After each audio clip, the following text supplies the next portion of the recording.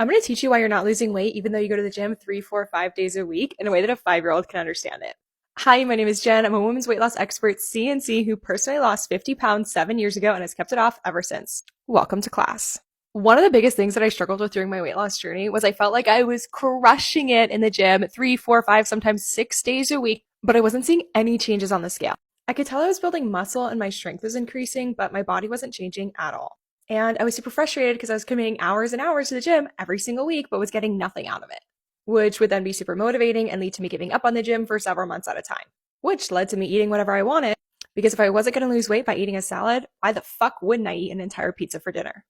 But here's the things a lot of gyms, trainers, and fitness gurus don't want you to know. When it comes to weight loss, it is 80% the food that you eat and only 20% the exercises that you do. Is daily movement super important for your physical and mental health? Absolutely. But is it critical for your weight loss goals? No. And here's why. So this is what's called your total daily energy expenditure. At the bottom, you have your basal metabolic rate, which is basically how many calories you would burn per day if you sat on the couch and did absolutely nothing. Next, you have your non-exercise activity. This is just any form of activity that's not intentional. Think going for a walk, loading your groceries, running daily errands, even just fidgeting your leg, and sexy time even falls under here. Next, you have your thermic effective food, which is how many calories you burn simply by digesting your food. I have an amazing video on this pinned to the top of my page. And then lastly, this final 5% is your exercise activity. So 5% of your daily calories burned comes from your workouts. How do we capitalize on that 95%? Number one, we eat foods that support a healthy BMR. This is why diets that cut out specific food groups could be one of the most dangerous things you do, not only for your body, but for your health.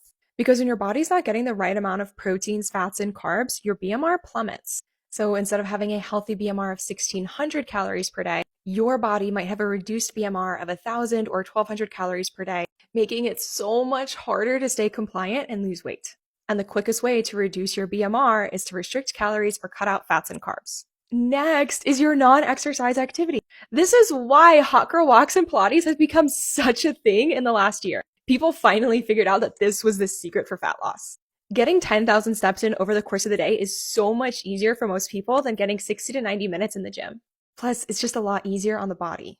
And now a lot of people are getting those steps just by working from home on their walking pad, which I love, by the way. To capitalize on the thermic effect of food, you want to make sure that you're eating at least 100 grams of protein per day. I have another video about this on my page. Although your specific protein goal will probably be between 120 and 150, depending on where you are. And the quality and source of your food is really important.